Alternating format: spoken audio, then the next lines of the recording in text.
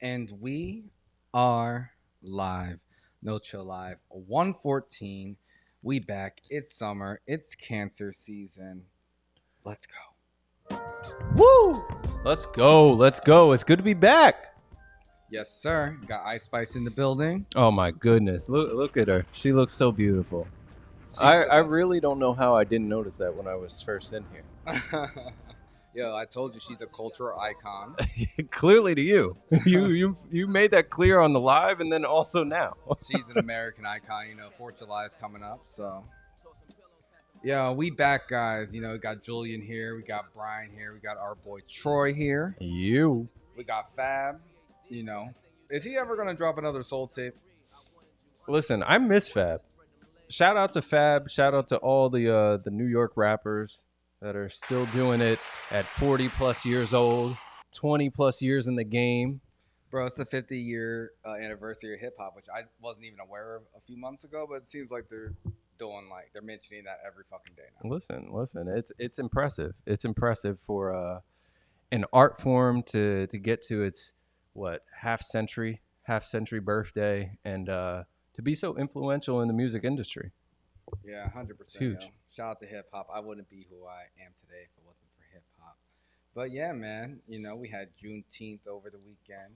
We had Father's Day. That's right. How was your weekend, bro? Listen, first shout out to the fathers, shout out to our pops, and oh man, it was a really nice weekend. Really nice weekend. On Friday? I think I just kind of chilled. I don't think I did too much Friday, but Saturday had a volunteer event in Harlem Okay. for Juneteenth with my employee resource group at my company, and it was a really good time. I will say Harlem has all types of people. Like, you come across some strange characters. You come across some people that they're trying to register for the event. It was completely free, but they had to register before going in. Uh-huh. And this guy's pulling up to me with brand new cell phones talking about, yo man, I just got out. Like, I don't know how to do this thing, but like, I want to go in and see what it's all about and stuff. Hook me up. And I'm just like, okay, just open up the camera on your phone and you can scan this QR code. Oh yeah, them QR codes, they're a little bit tricky. Yeah, they can be tricky, but these guys were funny, man. They were really funny. But it was a great time to work with the community and give back a little bit. Yeah. That's awesome, yo. That's great, yo. Yeah. Like, I didn't do anything as commendable. That's fine. It's not a contest. What were you up to on Saturday? Tell us a little bit. Friday I crashed. I didn't do shit, but I did have a beach rave in Brooklyn Ooh, on Saturday night. It was dope. that sounds really fun. Yeah, my night, it was spent with my niece for her graduation, and then my other niece, she turned 21 last week. She was trying to get ready for her party bus with her friends and things like that. Are there any clubs in New York that are 18 plus anymore? Bro, don't ask me no incriminating questions. And they're legal. They're legal. You could go there. Nah, you're right. You're right. We used to go to Webster Hall. Yes. So they were always 18 plus. I'm not sure if they are anymore. That's the only one I RIP to know. Webster Hall. I don't think it exists in that form anymore. Isn't it called something else? No, it's still Webster Hall. Really? They renovated it a couple years ago. But it's still Oh, there. I didn't even know. I should have just told her that. I thought it was like gone. Nah, yeah, they renovated it. I haven't been since they renovated it, but they actually have a new place below it. They renovated the basement now. That's Deluxe Flux. So Deluxe Flux. yeah, Who comes up with these fucking names? it looks cool. They have like neon lights. I haven't been there yet, but they've had like a lot of good DJs there. So I'm gonna hit it up at some point. But that's dope, man. Family time is great. I spent some time with the family, which was nice, relaxed by the pool. Mm-hmm. Got to spend some chill time. Also wanted to shout out, since it was Father's Day, shout out to my dad, who just retired from New Jersey Natural Gas. Woo! What was it, 40 years? Over 40, bro. He started in 1980. Wow. 43 years. Shout out to Duke. Can't wait to celebrate this weekend. I'm looking forward to it. Hell yeah, me too, yo. Love you, Dad. We can't wait to celebrate you. Yeah, great example. I'm a follow in your footsteps and probably retire in about 50 years. So the Ho- countdown starts. Hopefully not. Hopefully not. If we make some good decisions, we'll be able to retire when we're 50 years old instead of in 50 years. Yeah, I mean, hey, if we end up making our millions doing this, we might never have to retire. So we'll see. Look at that. But shout out to Look you, at that. Dad. Yeah, and shout out to all the fathers out there. Father's Day, Juneteenth wrapped up in one weekend. Yeah, yeah, it was a really good time. On Sunday, I didn't do much. I was gonna go down to South Jersey, chill with pops, but he and my mom, they were like, just come over on Monday. So Monday, he called me up. He wasn't feeling too hot for golf, so I went and golfed by myself. And after that, got to the house. I'm like, you know what? For Father's Day, whatever you want me to do outside, I got you. Like, let me know. Mm. I was happy to do it and help, but it was probably the worst thing I could have said because He that put man- your ass to work. that man took me back to it was like Juneteenth never happened. I was working from literally 3 in the afternoon until like 9:45 that night. It was dark. We're still outside. He's got the floodlights on the back deck while we're over there cleaning it and stuff. Had me cutting the grass. It was a good time though. It took me back to my days living in good old Pemberton. or Yeah, or it took you was back to the nice. slavery days. Not quite that bad, but it was pleasant. We were working together. It brought back memories, fond memories. But it was fun. It was fun. Or shout out to everyone who joined us. We missed you in last week. We are on our summer schedule, so after this week, we'll be gone for a couple of weeks, but we'll be back. July 12th, we'll be back. So Yes. we'll be back for a couple of weeks, but we're also going to hit the streets in between. We're going to go talk to you. So hopefully throughout this conversation today, we'll figure out some topics we want to bring to the streets. Exactly. And don't forget to follow and subscribe. We are on all platforms, wherever you catch your live streams, YouTube, Facebook, Instagram, Twitch, Twitter, anywhere possible. And then on top of that, we've got some podcasts that are going to be coming for you this coming Friday on Spotify and Google Podcasts. So feel free to join us. Yes, feel free to join us. Follow us on Spotify. Subscribe on YouTube. Follow Instagram, Facebook. All of our content's there. And like this video. Like the live video. Share it. We all in this together. We got Troy in the comments setting up polls. So participate. Give us your feedback. We're here. We're here for you guys. That's right. And if you don't like it, comment. We want to respond to you, and we take positive criticism. We take negative criticism too, but you're gonna get some fire sent back at you. Yeah. We engage with the haters, The hater, it's just a different form of love. That's right. A thin line. That's right. But it's Father's Day, and Joe Biden, our old ass president, he loves his son. Of course he does. Listen, what good father doesn't? Through thick and thin, you don't have to like everything that they do, but love your children. Exactly. When in 2020, in the presidential debates, Trump threw his son under the bus when he, pretty much said, your son was on crack on a national stage. Joe Biden said, I love my son. He's recovered.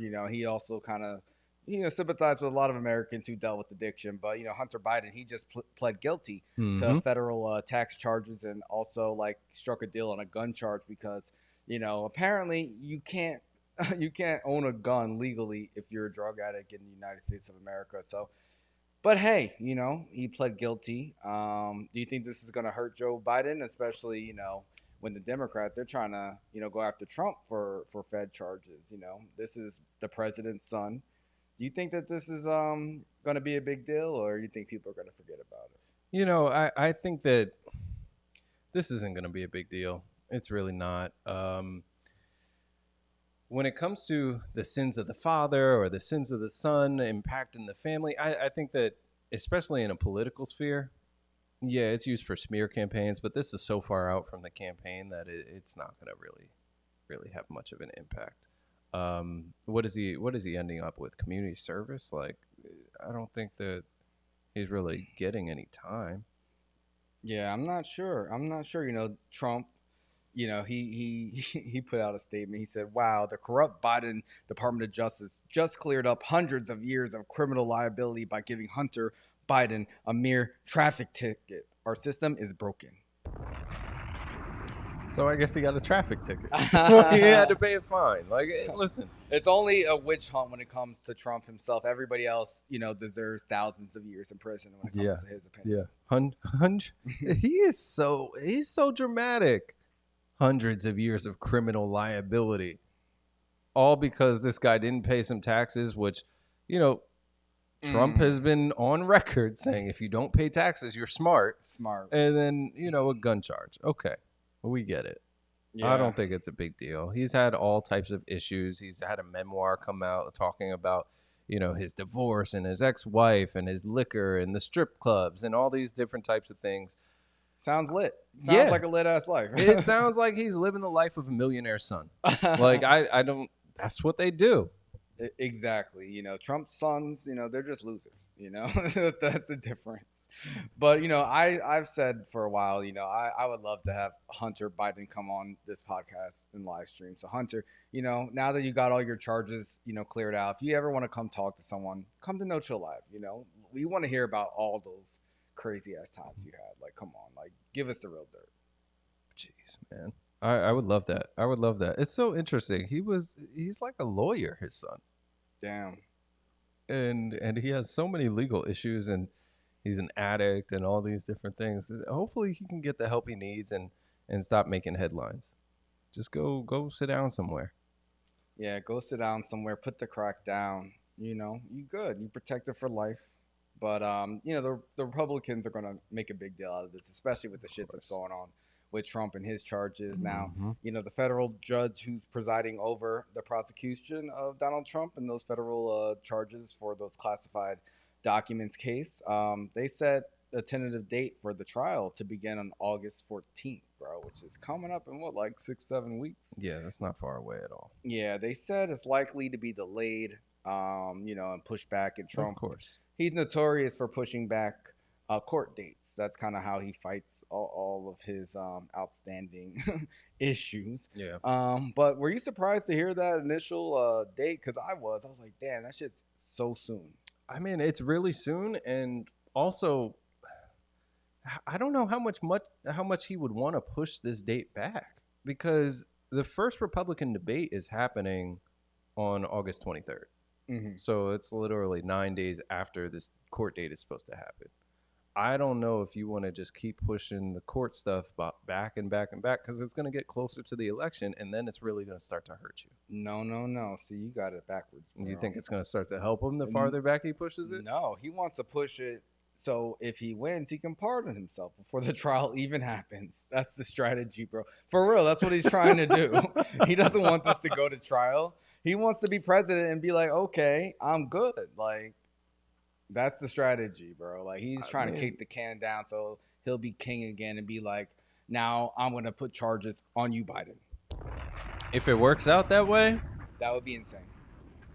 And unfortunate for everyone. For the American people, for the justice system, for our way of life, please. Yes, first off, do you have the American flag behind you, bro? Like, throw some respect on I have Ice Spice across the American flag, showing me her chest like this behind me. That's what I have. That is the new flag. You didn't know? You know that should be illegal. Flag.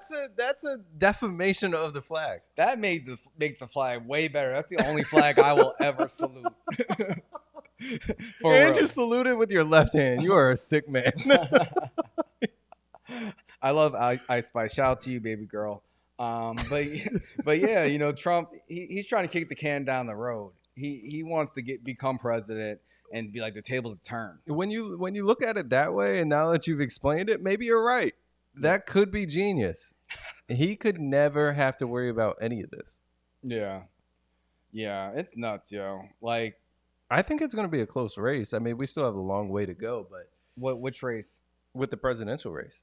Well, what do you mean, like the Republican side of it, or I think when it comes to going against Biden, okay, whoever comes out of the Republican side, I think it's going to be a close race. Yeah, who do you think's going to come out the Republican side? Trump. Yeah, he's Trump I view Trump the way that I view LeBron when LeBron's in the playoffs. I've seen LeBron prove me wrong one too many times for me to go against him, and I feel the same exact way about Trump. But you saw LeBron in this last playoffs, and they had the loser cam on him, looking Yeah, sad. but he's been doing it for 20 years. Yeah, These that's things true. happen. These things happen. Maybe Trump will fizzle out, but I don't. The Republican field right now, they're weak. Yeah. It's the same weak people that they've been recycling forever. So Yeah, we'll see. I think Trump's got the Republican Party by the balls, like for real, because he's dissed everyone and they're still his bitch. You got Marco Rubio still defending this man after he humiliated him after on a he public stage. smacked him and his wife. Insane. But we talked about all of the Republican candidates who are stepping out. No Democrat has stepped up to challenge Joe Biden on the Democratic side, Yeah. which is, oh my God, stop. You Oh, hear my the bad. ice Can you?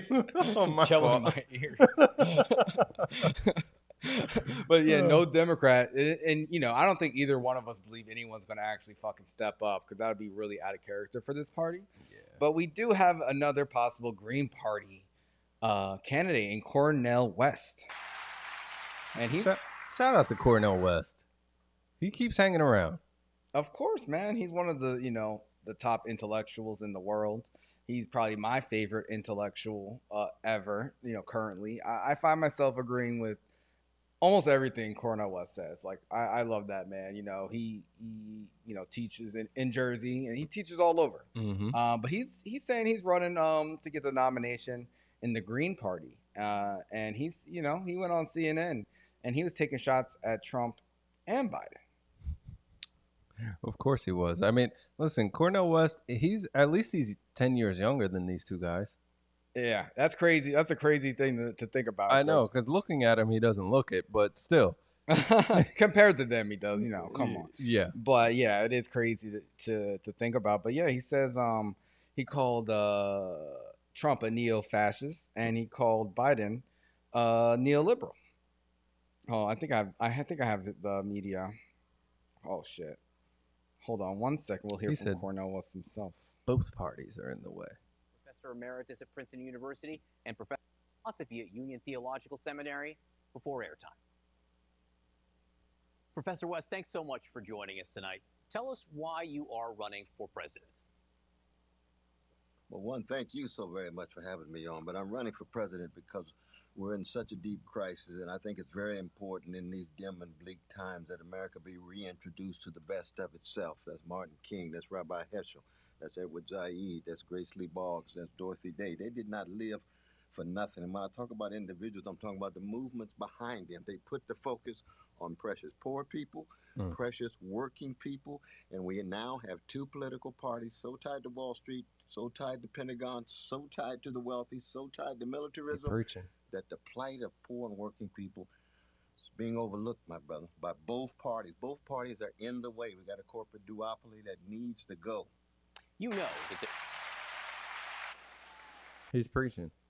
He's really preaching. Bro, I'm endorsing Cornel West for president right now. I'm not gonna lie. You gonna vote for a West one way or another, huh? Like, if it's not Kanye, I got Cornel. No, this is a different West. Like Kanye, I love East Kanye. West. East West. I love Kanye. I love Cornel, but I'm actually gonna endorse this man. I think it's time we have an intellectual in the White House. I mean, Obama, he's an intellectual guy. Yeah. But he was still a politician. I mean, he went to Harvard Law. He played the game. He's been playing the game for a long time. Like, if you read anything about Obama, he's been plotting. I love Obama, but he can't be president again. Yeah, the only way that you could move as quickly as Obama did was to play the game. Of course, especially as the first black president. But Cornel West, he could be the second. I know we never believe in third-party candidates, but I'm tired of just what he said, the Democrats and Republicans, playing to Wall Street, playing to the military, and ignoring, working class people, poor people. And I think it's time that we actually take third-party candidates seriously. So I'm going to try to even help this man on his campaign. Like, however I can, Cornel West, I got your back, bro. You got free labor over here, volunteers. I did not say free. Yeah, man. I think that it'll be interesting to see what kind of presence the Green Party has. You know, historically it hasn't been great, but No. I Would you ever vote for a third party candidate for president, or do you feel like it's a waste? Because a lot of people were saying every year actually, but specifically in 2016, people were critical because nobody wanted to vote for Trump or Hillary, and they were like, "Oh, if you vote for these third party candidates, you're really gonna let Trump win." And Trump did end up winning. I don't think it's because of that. I feel like the Democrats took the Midwest for granted, yeah. and they didn't campaign enough there. But that's been the story forever. I mean, Cornel, in the interview, he goes on to say, I say the Democratic Party didn't learn their lesson. The lesson should have been learned when they need to speak to working people so that Gore would have been able to win Arkansas, take his own congressional seat. And obviously that's history at this point. That's 20 years ago or something, but he's right. And the same thing happened with Hillary. She got sick. She didn't go to Michigan. She didn't go to Wisconsin. She didn't go to all these different states. And then she got her ass whooped. So I think that the Democrats, they talk a good game, but they've never really stood by it. And they've never really supported the people that actually do vote for them and that, are their constituents that they say they care so much about. So we'll see. Would you be open to voting for a person like Cornel West, or are you going to be stuck in one of the parties since we're in a duopoly with the Democrats and Republicans? I could, but like you just said, if I voted for him, what value would it have? If, in all honesty, when the Green Party is going to get maybe 2% of the country's vote. And 2% will be a lot considering, that 2% will fuck somebody up, whoever is possibly going to win this race or not win the race. Like if it's going to the Green Party, that always is going to hurt the Democrats. Yeah. Troy, would you ever vote for a third party candidate? If I thought they had a chance at winning, probably, but I honestly don't think that they do have a chance with the way the whole election system is set up, unfortunately. Yeah. It's tough. I mean, listen, if anybody from the Democratic Party was really close to being Green Party, it would have been Bernie Sanders. And they railroaded him. He should have got the nomination in 2016, but they plotted against them. Yeah, they didn't want to do it. So why should we continue to keep supporting these institutions that don't support us or our ideas? They don't prioritize the people. So why do we keep giving them our votes? I mean, unless there's a revolution, the system's going to continue doing what it does. But at some point, our votes do count. We can take a stand. And I'm going to Cornel West. I'm going to vote. If he gets the Green Party nomination, I'm going to vote for him for president. I don't give a fuck anymore. I'm done. I don't want to vote for old ass Joe Biden. I don't think he's done a terrible job as president, but I don't either. Come on, he can't even stand on stage. I knew something told me you were going to be like, oh, he can't stand on his own 2 feet. For real though, come on. I mean, I might like Joe Biden better if he was like in a wheelchair or something, you know what I mean? Or had like a cool like motor scooter. Maybe I'd have some more trust in him. No, there's no way in hell. The people are not doing that. You have to have a legitimate reason other than, oh, I'm old. He is old. He's old as shit. He's the oldest president ever. FDR had polio. That's why he had a wheelchair. I don't know anybody else that was in a wheelchair. Yeah. I just think it's irresponsible for that man to run again, so I don't want to support it. And I'm never going to vote for Trump because he wants to be the king of the country. And, he tried to overthrow the government. He was impeached twice. He's a criminal. Sometimes I feel like, oh, I want to go against the system and just fuck it. But with him, he's just so selfish. And, I think it's really destructive to put him in there. Who knows what the fuck would happen? Yeah, I know what you mean. It'll be fun. I'm looking forward to August though with this first Republican debate. That's going to be a shit show when they got like 12 people up on the stage and they're all yelling at each other and calling each other names and stuff. Yeah, it's going to be a Royal Rumble. That's right. Plus, it'll be interesting to see Mike Pence up there going against Trump. I don't know. I don't think it'll be that interesting, honestly. No. It'll be entertainment to see Trump go against everybody else. I don't see anyone really being able to stand up to him. They're hesitant to do so. They're hesitant to even criticize him. They're So scared. he doesn't give a fuck. He's gonna tear them to shreds because they're all afraid of his base, which is the Republican Party at this point. So we'll see. We're in Jersey. Our former governor McGreevey, he had to resign years ago, man. Oh, God. He said, "I am a gay American." He was married. Almost got blackmailed by the man he was having an affair with. So he had to make a big press conference. Nowadays, he might get some applause. I mean, it is Pride Month. Who knows? Maybe it's a good time for him to step out. Now, he actually is thinking about running for mayor of Jersey City. Now, I live in Jersey City. We're based out of Jersey City. I don't really like our current mayor, but whatever. It is what it is. You think this will be a good ending to his story, McGreevey, because he was humiliated. Yeah, he was definitely humiliated. I think he needs to, stay teaching at universities like he was and not get back into politics. I don't think it's going to work out well for him. But maybe it will, on a mayoral level. I don't know. I know he used to have a house over in Plainfield, so maybe he moved to does he live in Jersey City now, or what's the deal with that? Yeah, I'm not even sure. Yeah. I'm not even sure, but Murphy's seat is open in 2025 and the mayor here, Fulop, he's planning to run for governor. Yeah, I heard that. Yeah, so McGreevy's like, oh, maybe time for a comeback. In New Jersey, we just recycle all of our goddamn politicians over and over. Like, I mean, listen, I told you Cuomo's going to be on his way back in a couple more years too. He's quiet right now, but he's waiting, biding his time. Yo, we never talked about the CNN president getting fired a couple of weeks ago. Oh yeah, we didn't. But how long was he president for? Like a year. Yeah, like that's it. Like after they fired the guy after the Cuomo shit, Chris Cuomo firing the president got fired because he was having an affair with one of his coworkers. He got outed, so he stepped down. Then they hired this guy. What's his name? Chris Light. Yeah. And then they let him go because they said he wasn't communicating like any ideas to his staff. They said that he told his personal trainer more about his plans for the network than actual staff. So, I think the Trump town hall is what did him in. The Don Lemon situation. He was just trying to, turn CNN. I don't know what he was trying to do. We talked about the Charles Barkley and Gayle King show. He was mismanaging the company. That's for sure. That, or he was the scapegoat. They put him in for a year just so he could take the brunt of all the shitstorm that was going to be happening, and then, throw him away. I just think he sucks because all the changes he made were terrible. Like, what are they trying to do? Like, you have a base.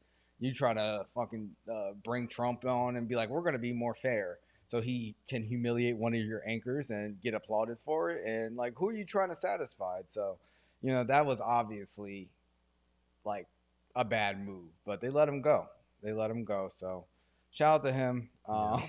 CNN, I don't know. Like, it's interesting. I mean, he's the person that he created the Morning Joe show. He created CBS This Morning. He created the Late Show with Stephen Colbert. Like, he clearly had a way to, produce certain segments that had a big following.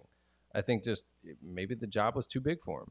Yeah. I don't know. I mean, it was just he should have stayed at CBS. like what are you doing at CNN? They're already a mess. He just thought he could. I don't even know what he was trying to do. But we were talking about that. I was so confused in the moves that they were making, including the town hall. I was like, what the fuck's going on? But see, CNN better get their shit together. I mean, their last president, he had to resign because he was fucking around with people that he wasn't supposed to. This one, he had to resign because he couldn't do the job and was tanking the company. So hopefully they picked a successor yet, or have you heard anything about that? No, I haven't heard. I'm not sure, but that's a tough job to walk into. I really wouldn't want that job. Honestly, they had the CNN Plus streaming app that totally bombed a couple years ago. They just been shuffling people around. Their top people are all gone now. So I mean, you could look at it like, oh, they could start from scratch, but I feel like they ruined their reputation by pissing off all Americans. Like they already had, the conservative population hating them, thinking they're fake news. Yeah. Then they, pissed off liberals with having Trump on there on a town hall, and that was a shit show. They even pissed off their own staff, which we talked about. So I don't know, man. We'll see. They're struggling. Yeah, they're struggling. Speaking of struggling, man, your twin, Andrew Tate, he finally got charges, man. He was indicted for human trafficking in Romania. Now, we talked about, Andrew Tate being locked up in Romania for months. He was locked up for 6 months before they even had charges on him. Exactly. And he was released a couple of months ago, and he's been on house arrest, him and his brother. But now they've been formally charged with human trafficking, rape, and more in Romania. It was him, his brother Tristan, and 2 local women were all indicted. They're also facing charges for allegedly setting up a criminal gang. Well, this is one of those opportunities where I can say, I hate to say I told you so. But told who so? I don't understand. You don't remember the conversation we had about him? When I said that, listen, where there's smoke, there's fire. He literally said that this is how I get women to do what I want them to do. Like, he basically snitched on himself, and now here's the charges. I don't think what he said was criminal. I don't think that was snitching, personally. I think you could say it may have been manipulative, but I don't think it was legally criminal. I don't think what he said was criminal. I think what he was doing was criminal. Well, we don't know what he was doing. That's what they have to prove in court. And that's what he's arguing against, So we'll see. I mean, he does have a ton of money, a ton of followers. He is on house arrest, still tweeting now. They let him back on Twitter. Yeah. Do you think that he's going to be convicted of this? Because they had him locked up before they even had charges. I'm not even sure how the court system works in Romania, but he did say he moved to Romania because they're a little bit more lenient. They may have taken that a little personally. Well, they took it personally, and maybe he was wrong. Maybe. I don't know. We'll see what happens with this, but human trafficking is part of an organized crime conspiracy. That's not light charges. So I'm waiting for more information to come out about it, but it doesn't look good for him. Nah, it doesn't look good for him at all. But if he beats this case, that man's going to be stronger than ever. He's going to be unstoppable. He's going to be stronger and still banned from most social media platforms. He's still making his money. I mean, he has his private website that people, pay tons of money to learn how to talk to women or learn how to make money. Like, he has his whole cult, and also he is on Twitter now. Elon Musk let him back on there, so that's how he's been getting his voice out. True. We'll see. We didn't know about this man a year ago, and within the last year, he's been making a bunch of headlines. From the point of people saying you look like him down in Texas last year, to him getting locked up, to him getting released and being on house arrest, and now formally charged. So we'll be following this case. I don't know how long we're going to follow it for. According to the BBC, they're saying that the Romanian judge has 60 days to inspect the case, and then the trial can take years to get done. So we'll see. I'm sure more information will come out. Right now, it's just like, he's being formally charged, but yeah, he's just on house arrest in his mansion. So yeah. House arrest does suck, especially if you have money. I mean, no, not especially if you have money, because at least you can afford things and do things. But still, it's like you can't really do shit. You can't leave. Yeah, you can't leave. But I mean, if you have money, at least you can get anything that you want to come to you. That's true. But hey, we'll see. Another court case we've been following is Jonathan Majors. He actually has a trial date for his assault and aggravated harassment case here in New York.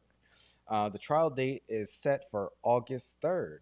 And, he showed up in court with his new girlfriend, Meagan Good. Brought a side with him. Shame. Damn, she was looking good, too.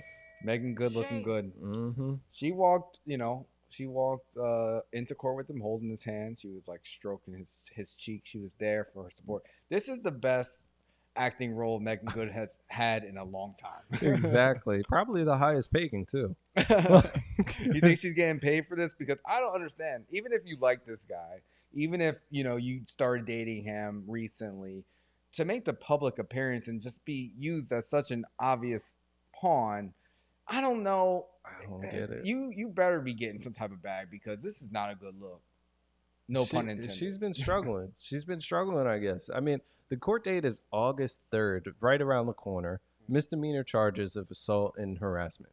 Luckily, it's not like trumped up charges where, no pun intended, but where, it's going to be a felony or something. It is misdemeanor charges, so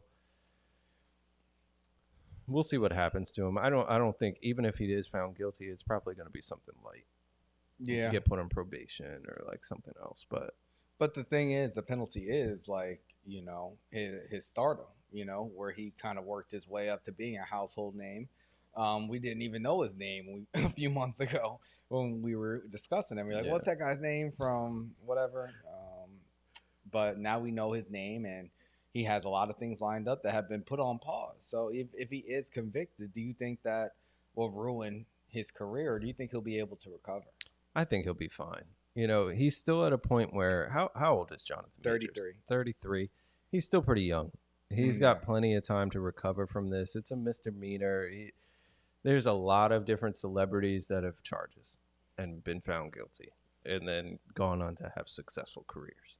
That's true, but these charges are a little bit worse because he's charged with abusing a woman, especially in this climate. And how do you feel about Meagan Good like supporting him with these specific charges, kind of coming out like weeks after this incident with his ex? Now he's not able to contact his ex, throughout this whole trial. So obviously, there's tension between them. I don't think she wanted to press charges, but they had enough evidence to press charges. But what do you like? What do you think about her doing that in the midst of all of this heat? I just don't understand why. Like, I get it. Okay, let's say that they did create a relationship. Maybe them talking, blah, blah, blah. Who knows? And this is a genuine, 100% bona fide relationship. Why does it have to be public now? And why can't it just wait a little bit? Like, I get that you want to support him, but at best, you've been in a relationship with him for 3 months. At best. I would say it's actually been 1 month, really. Because that's that's what I'm saying. Like, at best, they started talking either before he beat the shit out of his girl or allegedly, or after. But either way, it's not a great look for her. Nah. Assuming that this is a genuine relationship and not a publicity stunt to get him sympathy. So I just don't understand why. I don't know. Midlife crisis. She's 40-some years old. Damn, she a cougar at this point. Shit. Yo, how much? Yo, bro, how much would you have to get paid to be there for someone and be by their side when they're going through something like? Who is it? Let's just put the shoes on the other foot. So, if it's Meagan Good and I have to get paid to be there with her and support her after she allegedly abused her partner. Yes, let's go with that example. I can't think of anyone else. Oh, you know what? Yeah, I'll take a weekly allowance. a few thousand a week, nothing crazy. Yeah, I think plus benefits. Yeah, of course. Damn. Do you think that they're actually gonna last beyond this shit? There's absolutely no way. I give them. What month is it? It's June right now. Yes. Wait, when's the court date? they don't make it to Valentine's Day next year. Damn. No. Nah, I don't think so either. Yeah. Hopefully, she looks pathetic as shit. I mean, she looks gorgeous, but the act itself is pathetic. Yeah, not a good look for her. Yeah. I don't get it. Ladies, in the comments, let us know. Would you, if you started talking to this man right after he got charged and arrested for beating his previous girlfriend, allegedly, would you go with him to court after you've been just talking, dating, whatever you want to call it, for 2, max 3 months? Let us know. I really want to see what your thoughts are, because this to me it's desperate. Yeah, I think everyone on the internet agrees with you. It's just, I don't see anyone defending this, but shout out to Jonathan Majors for pulling this off. I mean, hey, for him to get this off, that is impressive. I will say. Hopefully, he. I don't know. We don't know the full story. I would say it doesn't look great from the evidence and what we've heard, and even the things his own team put out kind of made it worse. But we're all human and people go through things. Hopefully, he's a better person moving forward. Not trying to be super judgmental, because, like you said, a lot of people, especially people we watch on TV, have gone through similar things or legal struggles. Exactly, whatever you want to call it. A lot of it has been covered up. A lot we don't know about. Yeah. So. Shout out to the Marvel universe. Shout out to Marvel. But yeah, another court case. This is fucking court TV today, guys. This is fucking court TV. But another one we've been talking about is Tiger Woods. Erica Herman, his bitter ex-girlfriend, man, she appealed again. Like, she's really trying to get that NDA waived.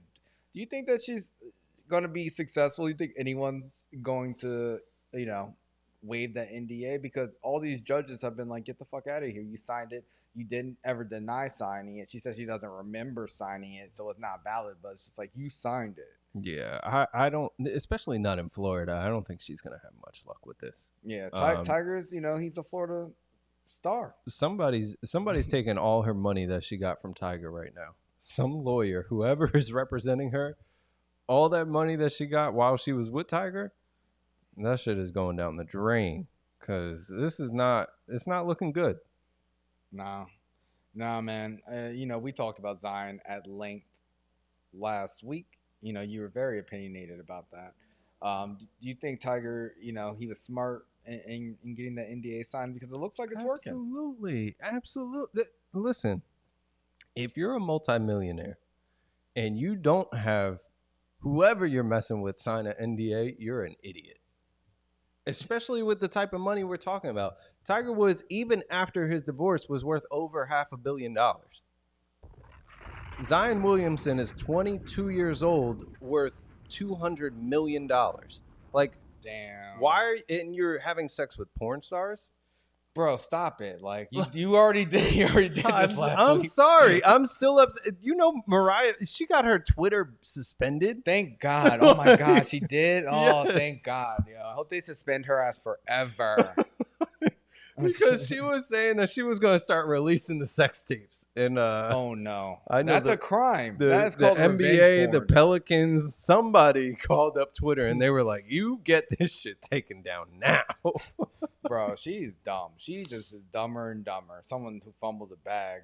I'm sure a lot of NBA players a lot of people get porn stars, bro. He's 22 years old. Like, people were blowing that shit out of proportion because she just decided to run her mouth because she was mad because she wasn't the one who ended up with the baby. But yeah, I think Zion can learn from Tiger moving forward. Sign an NDA, because we don't need this shit on Twitter. We don't need to know this. You know what I mean? Like, it's not a good look for anybody. But yeah, shout out to Tiger, handling his business. Yeah. But yeah, we talked about Zion. We also talk about his draft mate, John Morant. Ooh. The season ended. Adam Silver came out and said, we're giving you 25 games. Sit your ass down. Yep. Boom goes the dynamite. Now, you did not want to see him get suspended half a season or a full season. No. 25 games, it's hefty, but I feel like it's reasonable. Is this the range that you kind of thought would be appropriate? Yeah, this is fair. I thought it was going to be somewhere between 20 to 30 games. Something that would allow him to come back maybe around Christmas, around New Year's, a very popular time when basketball is really starting to get into its swing. And that's what happened. So I think this is a fair range of games. What do you think? Because you were in the opposite camp. You were like, listen, the NBA has to send a message. They got to let these kids know that you can't just defame this league and do whatever you want to do. So what do you think about 25? I was just, I was just saying I understand if they gave him a full season because he did the same thing twice within like weeks after making a public display. True. Saying, "Oh, I'm going through mental health issues," and if he didn't say that, then I wouldn't have been so annoyed by him doing it again. But I think 25 games is sufficient. Like, I just wouldn't have been mad if it was more. That's the thing. But I think 25 games is fine. When you think about it, it's really, I think the main criticism I had was the fact that he did it again so quick, and it just was such dumb behavior. You know what I mean? That's just like, bro, when you take that and you combine it with him fighting kids on the street, pulling out guns on teenagers after pickup games, and when you add in the fact that they had laser pointers pointing at the Indiana Pacers bus after the game, and other things that kind of, where is this going to lead? You know what I mean? So I was just like, they nip it in the butt because he had a rough year with all these stories leaking out. So I think 25 games is good, but I will say I wouldn't be surprised if he does some shit again real quick, like before this is over and it gets extended. What do you think the odds of that are? Like, do you think that he's going to be on the straight and narrow now that he got a suspension, or do you think he's going to do some dumb shit again? I mean, I think he's a young kid. I hope that Bro, how you say that about him, but you mad at Zion for having sex with porn stars? Because he didn't rectify the situation at all. Like, I told you what he needed to do. What do you mean? You want me to repeat that he should have sent her to the clinic? That he should have gave her the $400? No, I did not want you to repeat that. What do you want me to say? I'm just saying that, like, oh my God, that's something. That's ridiculous. Ja carrying that gun in the car, that's not going to turn 18 years old. Like, that's not going to follow him for the rest of his life. That's a terrible thing to say. I'm just saying. Yeah, it's fucked up. It's not. Yeah, it is. You know what I mean? You're talking about this guy's future. Yes, he's going to have a kid and everything. Like, I'm not saying anything against the kid. You are. You literally are. No, I'm not. I'm saying things against him and his actions. Bro, you're saying the kid shouldn't exist. You're saying it's going to be with him. That's not an indictment on the kid. That's an indictment on him. No, it is an indictment on the kid. It's not. I don't have it. It's not. It's two different things. Bro, you're saying that his actions should not have happened and resulted in X doesn't mean that you said that he should have gotten an abortion and that it's going to be a mistake that follows him for the rest of his life. It's a negative, life-changing decision if he's not about to marry this woman and spend the rest of his life with her. That's not true. Yeah, right, NBA players have kids outside, like, and they're fine. They grow up to be good people and have a good education and have their life set up. This is not the end of the world. Like, come on. What world do you live in? Those NBA players, they actually play games. They're not already being considered possible busts. Are they up $200 million? Maybe. No. Some of them. Most of them aren't, bro. Most of them aren't. I don't know what you're talking about. Like, Listen, I view it differently. That's fine. Yeah, but you view it like really extreme. Like, come on, this is a common thing. That's my opinion on it. I think he's an idiot. End of story. Like, that's how I view it. I just think if you're gonna give someone grace, I would give Zion a lot more grace than John Morant in this situation. Personally, I don't know why. Because he didn't do anything wrong. He was just what did Ja do embarrassed. wrong? He carried a gun. Did he shoot somebody? Did he shoot it? Did he shoot it off anywhere? What Ja did wrong was pulling a gun out on Instagram Live again after he did it and got suspended for it weeks ago and said, "Oh, I apologize," put out a whole statement, and then, "Oh, I went to rehab and copped all these pleas." So yeah, that is terrible. Zion's just living his life, and he just got exposed by someone that was out of his control, and that's where the NDA comes in. So hopefully, he straightens it out. But we got a new draft coming tomorrow, man, in Brooklyn, bro. In Brooklyn. More young kids that hopefully will be making smarter decisions. Listen, I mean, these guys, they got their whole lives ahead of them. We all make mistakes. You give anyone that amount of money, that amount of fame when you're in your early 20s, and people are watching you, things are going to happen. Yeah, things will happen. We got to give these guys some grace. They're very talented. And I hope Zion does get healthy because I do want to see him play. He's going to get traded to the Blazers, and I'm gonna be pissed. I would love if Zion got traded to the Knicks, like 100%. He still has a very high ceiling. We think of Joel Embiid. His career started out very similarly, like he wasn't able to play full seasons, but True. once he kind of got that max deal and was able to get healthy, now he's MVP. Now he's one of the top players in the league. So he's still very young. They're very different though. What do you mean?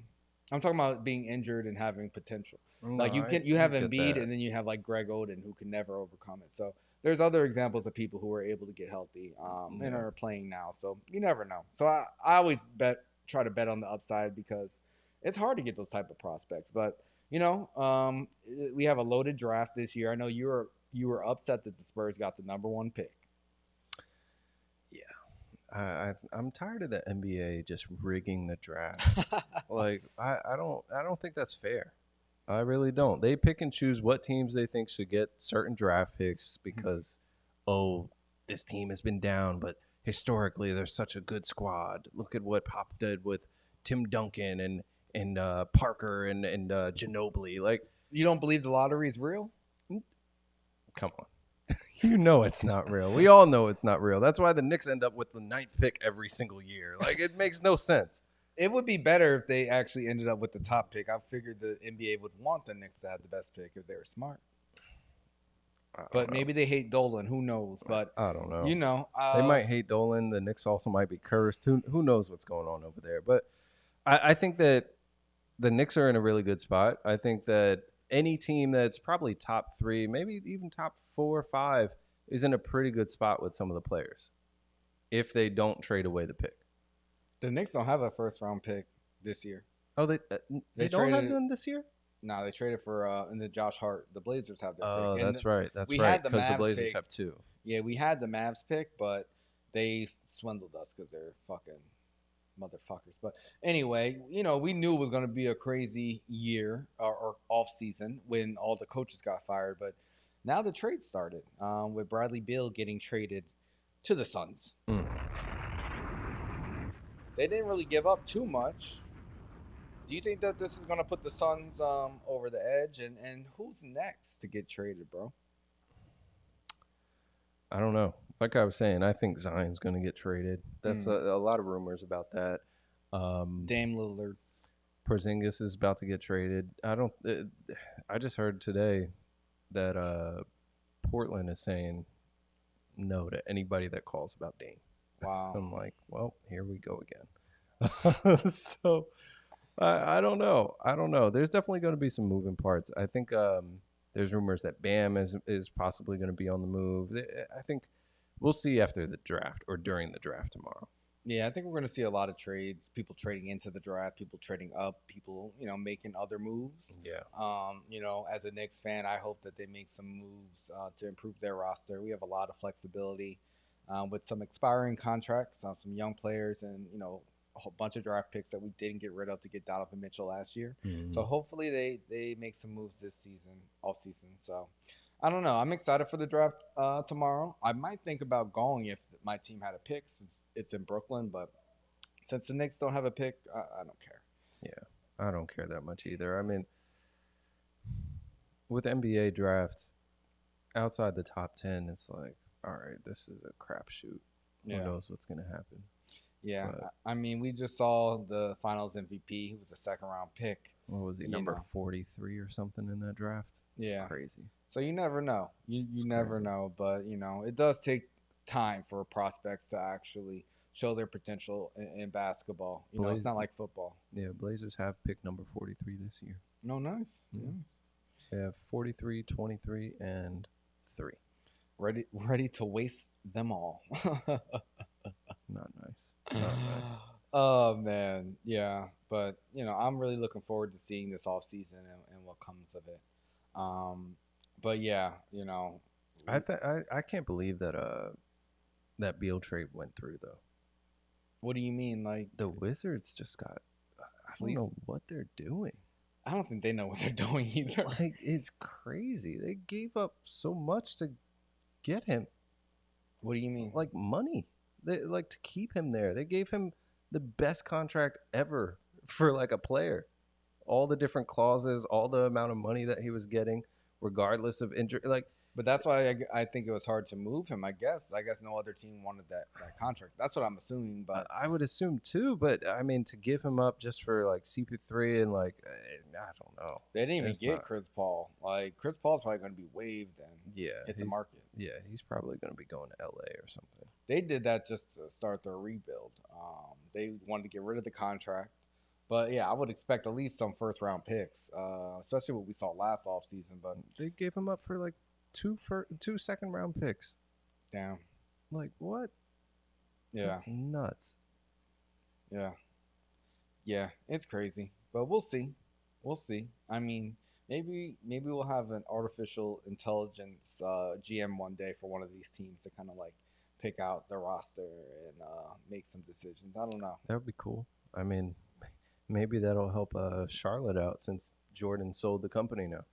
Bro, when I was listening to the Joe Budden podcast today and Joe played that clip about, I was like, what? I don't trust anything that comes out of that podcast. I don't personally. either. You can't. But You that can't. did sound a little bit correct. Because I'm like, why would he sell? Like, it doesn't really make a ton of sense. I mean, it makes sense when you think about what he bought it for, but Yeah. the NBA is only growing, and it's just like, he's not an old guy. He's still a young guy, like probably one of the youngest owners. So it was pretty sudden, but you know, Jordan's known for gambling. Maybe it is a gambling thing. Who knows? There's been rumors about that. There's also rumors that maybe he's just tired of that team being trash. Like I could imagine that as a player who was at your pinnacle for the league, won 2 3-peats. Even prior to that, when he was getting bounced in like the first and second round, he was putting up crazy video game numbers. I can imagine that it's difficult to watch your team day in and day out just get cooked. But is that a reason to sell your whole team? Like, that's crazy. I mean, if you're going to make $2 billion, maybe. Like, I mean, I don't know. I don't know. These These are numbers hard. are like hard for me to even fathom. These, like, I mean, but these to be an owner of a major sports franchise in the United States, it's like very difficult. We saw Bezos was trying to buy the Commanders. Yeah. He's the richest man in the world, and he couldn't get in. Yeah. So it's just kind of strange, you know. I feel like people, when they get those assets, they don't want to let it go. True. So A lot of people die with them, but maybe he didn't want to give that shit to his son and Larsa Pippen. Like, I could understand that. He's like, maybe he got a health scare. He's like, no, I can't let this go to my son and Larsa. oh my You god, see what they're out here doing. bro! Imagine that shit. Imagine Jordan dies and he has to give up his franchise to his son Marcus, and he marries Larsa, and Larsa ends up the owner of fucking Jordan Brand. That would be wild. That would be wild. And then Scotty's just upset because he left this chick, or she left him, and he could have just taken over Jordan's brand and been like, fuck you, Michael. Nah, man, that would never happen. Have you listened to their podcast? No, I haven't. Have you? Hell no. Fuck, I might give.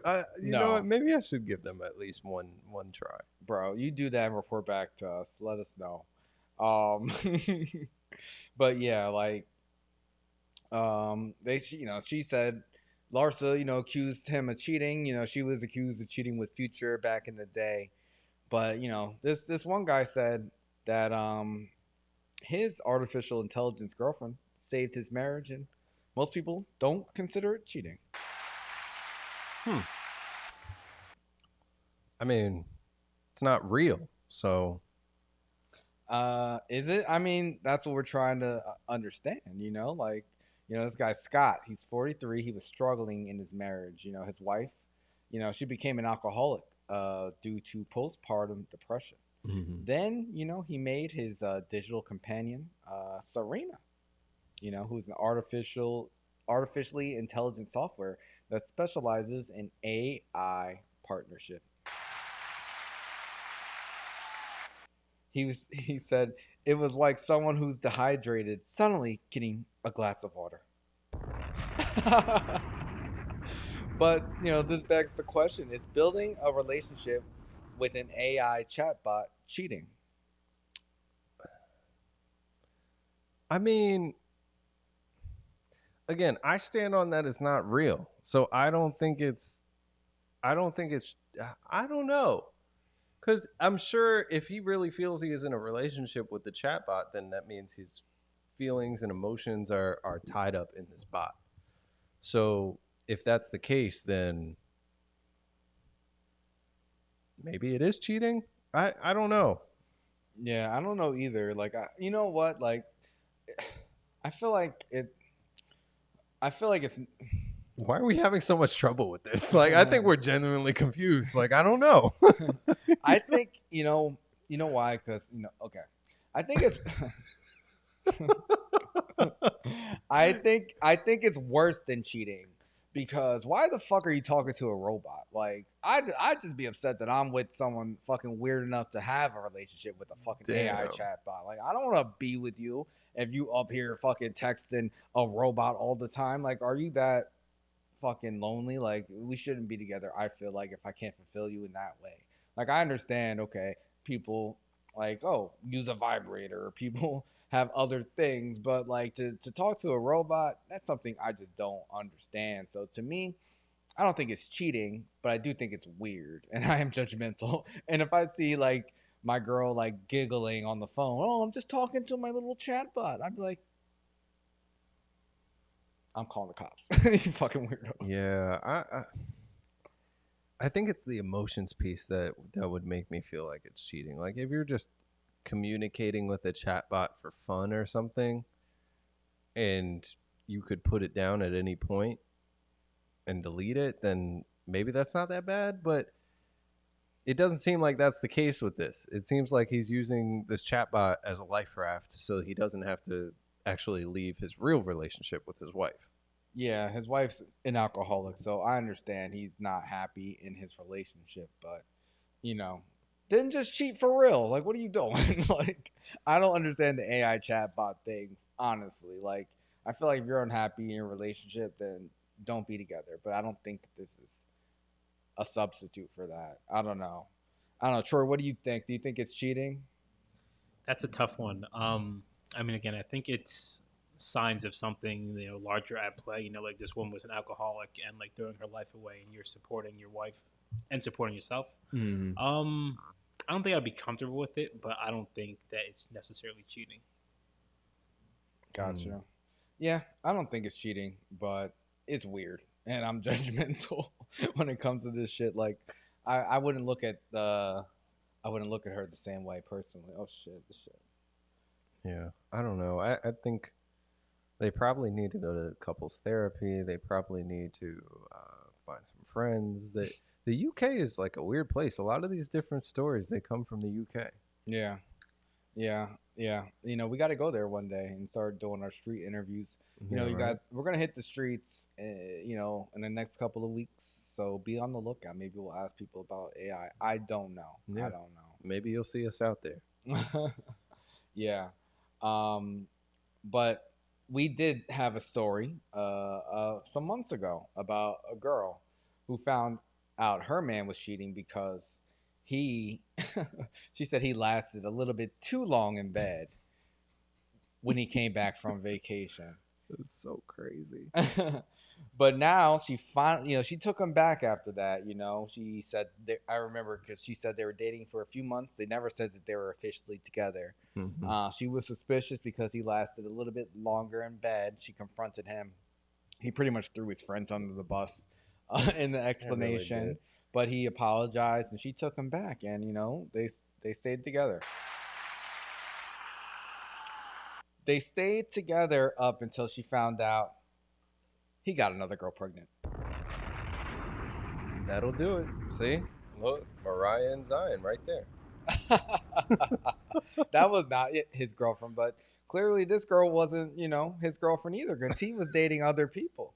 And she said that she actually reached out to the girl that he got pregnant, and the girl had no idea that he was dating her.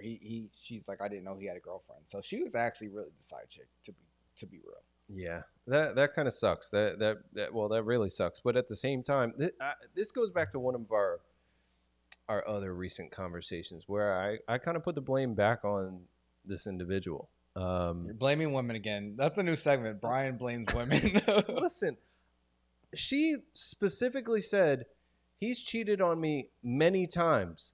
I broke up with him many times and took him back many times. Those are all decisions that she made. So why would I feel sorry for you? You clearly are a poor decision maker. You clearly knew that he was cheating on you. And I don't know, maybe if you know a little bit about sex education, you realize that if he's cheating on you, it's possible he could bring back an STD or a baby. Like, that's just physics. I don't know what it is, but it's science. Whatever you want to call it, she's not that smart. She's young. She also said, other women have reached out to me since we broke up. One even said that he was treating her the same. She blocked him on all social media platforms. She says, lying, cheating, and constantly acting suspicious. Me and her are now friends. What do you think about his girls being friends now? Like, do you think that's weird? Because I find that to be really strange. I think it's hilarious. They're creating a support group. Like, this is like that other article we talked about on Facebook where they just have thousands of women on there posting the pictures of their boyfriend to see if somebody else is sleeping with them. Yeah. It's the same thing. Yeah. I would be mortified if my side pieces, if my side pieces unionized and like came together against me. Like, come on, like, nah, fuck that shit. They should not be knowing about each other. But once you get someone pregnant, it kind of like spills the beans a lot. So this guy seemed sloppy from the beginning, but she took him back. And what do you think about this? Because she got 1.4 million views on this latest TikTok. Do you think she stayed in this relationship just for the fucking content? Maybe she did. She's a cute girl. She looks good. I feel like a lot of these articles are just self-promotion. I think she looks good too. The first article was from September 2nd, 2022. And here we are in June. And finally it's done. It took her that long. Yeah, millions of views later. And then I'm supposed to feel bad for her. Man, if you don't get off my phone. Yeah. I mean, I think the signs were there. I think she learned her lesson, hopefully. But this is definitely cheating. I mean, because she took him back multiple times, she said, within just the span of, less than a year that this guy was getting this off. It's crazy. But, yeah, what do you think about, people putting all their business out on TikTok? Do you think it's worth it? Because, we just criticized Mariah Mills for putting out her shit. I mean, if it's getting you where you're trying to go, like if you want to be social media famous and become an influencer and things like that, and some stories are true, some are falsified, whatever you're doing, I guess it's okay. It depends on if you have like a real professional career that you're trying to build at the same time, though. Yeah, I think there's levels to this. Yeah, millions of views is a lot of views. Yeah, so they get the attention, and we're talking about it. Shout out to her. I hope she recovers. She's a real one. She gave him a few chances until he had a side baby. Some people, they'll stick around beyond the side baby. This one woman, she said, "I'm done with my man. He's too sad. He's fighting cancer. It's too much for me." That's terrible. Listen, this one is bad. I made a statement like a month ago, and I said, people who break up with other people are really the hero in situations. We hit the streets. You did say that. We hit the streets. We got a lot of support, I would say, on that idea. I think it was pretty split, which is, a little bit surprising. But this woman said she was, really, she got a lot of hateful messages after she left her husband, who was fighting cancer. He was diagnosed with testicular cancer. I think he was fighting cancer for like 5 years. And after, I think, 4 years, she was fed up. She said, she was hoping for the best with her ex-husband's cancer. But then years went by and she started to lose hope. It was 5 years with all the treatments, and it's really started to change the dynamics within our relationship. She said, it wasn't until that fifth year I started to think about leaving. But I felt like I couldn't say anything. When someone is dying next to you, you feel like you can't talk about your own well being because you compare it to their suffering. She said, she was finally, decided to leave once she went to a funeral for a friend who killed themselves. And she, it was her first funeral. It was very shocking. And in her mind, that's when suicide became an option. She said, it was very clear to me that if she didn't save herself, she was probably going to die. She said, his main focus was more and more about him when he was fighting cancer. At the beginning of his treatment, he was still checking in on me, but he felt even more pity from himself for himself because of the divorce. She can't say he was hugely supportive. But she said, there was a harder reaction from society, which she did not expect. So she, you say, read the room. She had no visibility. Yeah. None. She said people were in pain and they wanted to blame someone.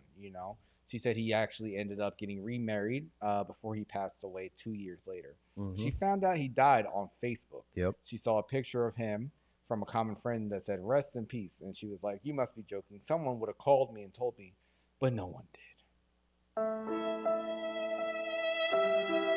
She has since moved to Singapore and now works as a life coach.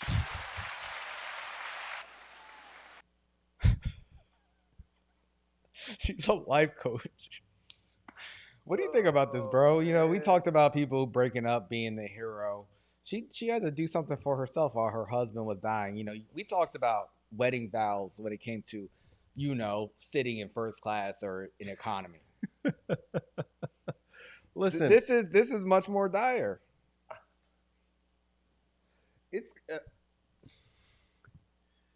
This is terrible. This is really bad. She said she had to have years of therapy to learn that she's not a horrible person for making this decision. And this is her mentality now about it. I don't think she's a horrible person, but here's the thing. They got married when she was 22 years old and he was 37. Damn, that's 15 years. So if you marry someone with a 15-year gap, don't you think that you want to consider the future and what that might look like? And that, considering this guy's 15 years older, maybe he's going to get old faster. He's going to get sick faster. He's going to die faster. Like, all these things should cross your mind. Now, granted, she's 22 years old. There's a lot of, maturity that hasn't quite happened yet at that age. Exactly. And as a 37-year-old man, would you really expect a 22-year-old to be able to support you through something so hard?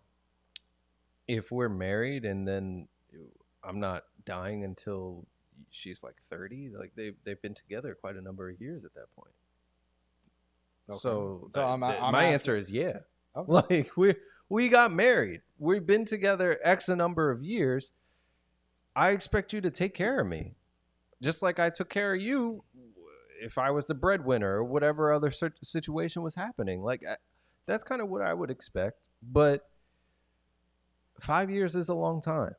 I will admit that. I'm not totally going to bash this woman, because 5 years is a long time to deal with somebody with cancer and they're not recovering and they're going to die. Like it specifically says he is dying.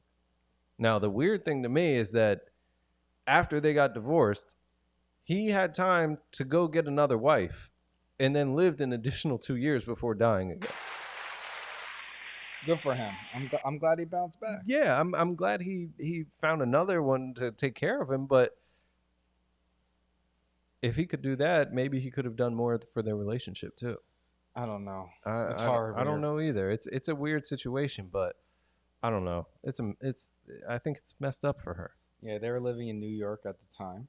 She said no one was worried about how she was doing during the difficult times. She was like, they saw different kinds of doctors. Not a single person even offered her help. Well, that has more to do with like her friends and family, her support system. Yeah, like usually in a situation like that, there's people that'll help lift you up. They'll bring food by. They'll like check on you. They'll give you a spa day. They'll go take him to the doctor instead of having you take him to the doctor. Like, that's what you're supposed to have friends and family for. I don't know. That's a messed up situation all around. Yeah, she's a life coach now. Do you think that, her going through this will make her a better life coach? Or do you think her putting this out publicly, like, would you want her as your life coach? Because I would not. I would read this and be like, I don't think you're a good coach, personally. You've Yeah. gone through some things, but I don't think this is the right career path for you. Because imagine he got locked up. 5 years, that's her limit. What do you mean? Like, if he got locked up and he was going to do 10 years, she would only last 5 years before she was like, I can't do this anymore. I'm divorcing you. Those are very different things. They're very different, but very similar at the same time because it's impacting her life. Nobody's going to ask about how she's doing. They're going to be like, oh, he's locked up. That sucks. How's he doing? Like, all that. It's a different circumstance, but at the same time, it's a hardship on her that doesn't directly affect her, but indirectly does. I mean, getting cancer and getting locked up are very different. I can't make that comparison. But I will say, the way she's contextualizing this, I obviously was ostracized from all their friends and family. I think it is fucked up for her to just see the picture of him on Facebook and be like, what the hell? But that's the way people learn things these days. And, I can't be upset about people being upset with her. But hey, if she's feeling that way, she did him a favor by leaving because, if you don't feel like you want to be in something, you should never do it. So I don't think she's a terrible person. No. I think she's obviously trying to justify it. In a way, and the things that she's saying kind of seem very selfish. Like, no one worried about me. It's just like, well, you say through sickness and in health. Yeah. But I do understand being with someone who's a Debbie Downer and you don't want to deal with it. But when you get married, that's a different level. Don't get married if you're not ready. And I think that's the main thing I took away from this. She should have never got married. She wasn't ready for that serious of a situation. I mean, the other aspect of it is there have been people that I've known that, they had a spouse who had cancer, then they had kids and things like that, and the spouse has told the partner that's healthy, "Hey, listen, I'm gonna be gone soon. I understand if you need to start, seeing other people, or you need to, start to find a parent for like a partner to take care of the kids." Those are difficult conversations that you should be able to have when somebody's on their deathbed, they're on their way out the door. But it's a really awkward situation. Yeah, marriages are hard. This one woman wrote in because she's on maternity leave. She's upset with her husband. She says, he's really critical of her. She says that, he she wrote, "My husband and I are in the middle of our biggest fight yet, and I constantly feel undervalued by him, and I'm not sure what I'm after here, whether it's to be put in my place or told I'm not being crazy. We have a 5-month-old. And he just described my life as relaxing at home while he goes to work. I'm on maternity leave for a year, and he does work hard for our family. He does all the cooking, but I do literally everything else, including washing the dishes he uses to prepare the dinner." She's like, "I don't feel like I'm relaxing, especially since our baby hasn't slept more than 4 hours at a time since she was born. And I do 100% of all the night sitting." And she said, "But is it easier than I think? Am I being overly dramatic? I'm super pissed off about his attitude." And she also says that, her husband takes a nap on the couch after work, after having, 8 hours of sleep. So she's mad at him for being like, "Oh, you relax at home," and she's mad at him for taking naps. You love naps. You don't have a baby yet, but what do you make of this? Oh man. The comments were really upset with him. They said, he's gaslighting you. Someone was like, "Oh, offer to give him the opportunity to relax at home on a Saturday and leave the house." Like, people were like, "Oh, leave the responsibility on him. Let him watch the baby and see how hard it is," type of thing. Mm-hmm. She got a lot of support. So most people were saying like she's not crazy. they're saying he's gaslighting her. But what did you take from this? Yeah, I agree. To it's just fun. It was funny to me when she said, "I do literally everything, including wash the dishes." Like that was everything for her. That was the example that she wanted to use. That part was really funny to me. But aside from that, I do think it's messed up that he comes home from work and just hits the bed, like takes a quick nap. We don't know what kind of work he does. She says he does work hard. What if he's like doing physical labor? We don't know. That's a good point. We don't know. He could be a construction worker. He could be a garbage man. He could be a corporate executive. I don't know. She didn't provide enough details from his point of view. Isn't that always the case? Yeah. Isn't that always the case? It's tough. It's tough. I think they got to just have a conversation and figure it out, because it doesn't seem like there's that much of a gap. Maybe she is taking her for granted.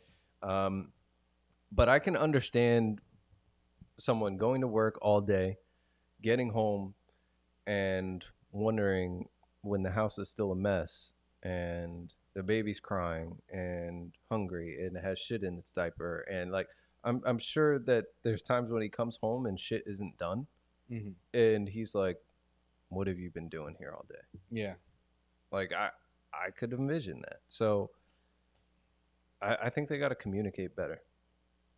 I agree with you. I think communication is key, and the fact that she's going to the internet to get, backup on this without providing proper context makes me think she's not really doing that much. Yeah, I think she's lying. And who cares? So he's getting the healthy 8 hours of sleep. What is the problem with that? Because she's resentful because she has to wake up and she's like, the baby doesn't sleep more than 4 hours, so she's speaking from her point of view. But it's just like, all right, obviously you're not communicating enough because you're saying all of this, to an online forum.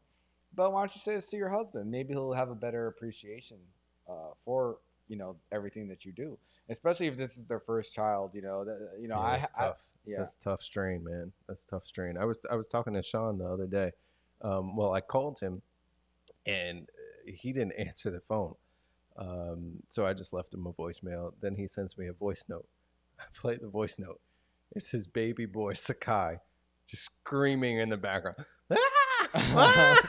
And he's like, Christ. "Yeah, bro, this is why I didn't answer. Sorry, we'll talk soon." Oh my God. Oh man. So I can understand her frustration. It's not easy. It is a headache. She's probably getting like 3-hour clips of sleep every once in a while. Like, people in the comments were talking about how hard it is to be a stay-at-home mom and how it's worse, harder than like most other jobs out there and other things. Which I think it takes. Listen, teamwork. Father's Day was this past weekend, so I'm not taking Mom's side this time. I'm not. Troy, what do you think about this? How do you feel about it? I mean, being a stay-at-home mom is definitely not easy. I think we just need more context, and I think everything has their pros and cons. I'm sure it's definitely not easy. I'm sure the dad can be very hardworking, the mom can be very hardworking. Just got to communicate. Effective communication is key. What are you doing in this situation though? Like, let's say you, Shannon, 5-10 years down the line, Shannon's like, you know what? You take care of work. I'm gonna stay at home for a year, take care of the baby. How does that go? I mean, one, I think you have to have a long conversation, establish who does what, what happens and everything. And then, if, someone's not upholding the end of the deal, maybe if it happens more than once, you talk about it, like, hey, I noticed this wasn't happening. Everything okay? What's going on? What can I do? And you just got to really try to communicate whatever your issues and grievances are to try to avoid it blowing up. I mean, I know it's easier said than done, of course, but that's what I would like. That's what I say I would do. So I would have envisioned like having to set up some kind of routine. Like this is the schedule for Monday, Tuesday, Wednesday, Thursday, Friday, Saturday. This is what the schedule looks like. Like something that you can get a routine going, or else it would be crazy if it's just chaos every day where like it's ad hoc. You got to just roll with the punches. I don't think I can do that. Yeah, see, this is men talking about this. That's the difference. We're like coming up with solutions and shit. All the comments were like, "Oh, it's hard to be a mom. He needs to understand. You need to get revenge." It's like, no, like they obviously need to talk about responsibilities. He's obviously coming home to cook and provide for the family. Like he's not just taking naps. So, like clearly their communication is off. But I think everything takes teamwork. You know, it sounds like they have established roles, and she's just mad because he has a understanding that she's just relaxing, and it's just like, well, communicate what you're doing, tell him instead of telling the internet. For me, like, I'm like, of course, being a stay-at-home mom is difficult. Like my mom stayed home a lot, when I was young, and I'm grateful for that. I think I'm a better person for that. But I would, hopefully, ideally would want, whoever I have kids with to be able to spend a lot of time with them too. But I would, play my part as well. Yeah. But I would take my paternity leave too. But I would not anticipate taking like months off the way this lady has. Bro, I can't wait to take my 5 months. 5 months? That's God, what that's we get crazy. at my job. 5 months. In Canada, you can get up to 18 months of maternity leave. A maternity or paternity? Maternity. Okay, that makes sense. For paternity leave, I think it's less. It's probably around like that 6-month mark or something. Okay. But for maternity, you can get up to 18 months in Canada.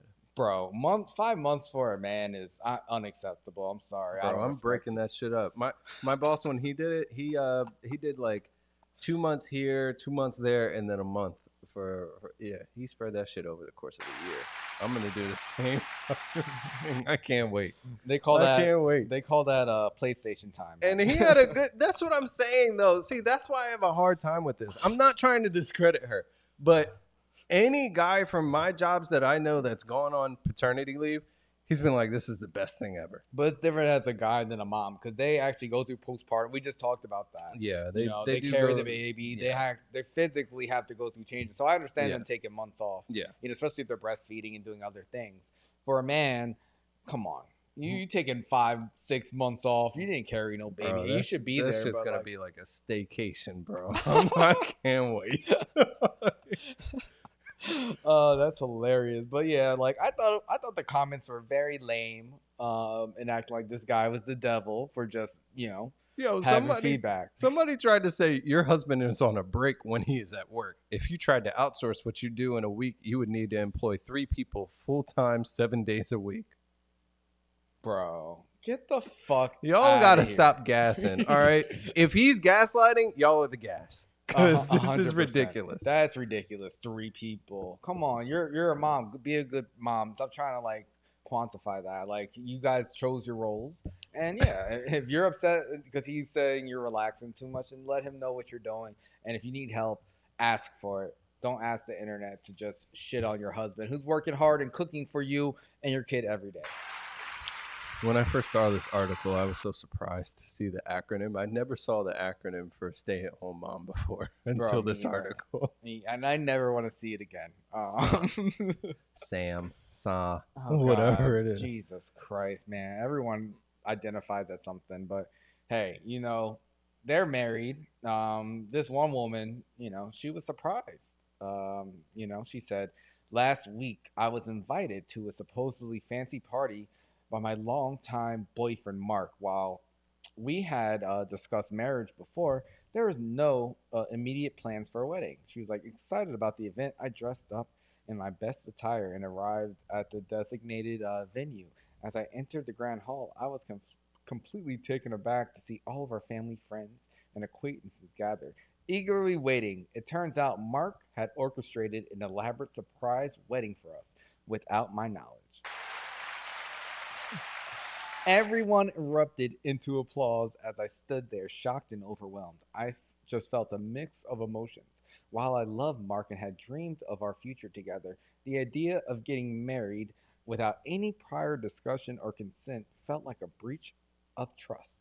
They say I overreacted. The woman then pulled Mark aside to express her concerns and reservations.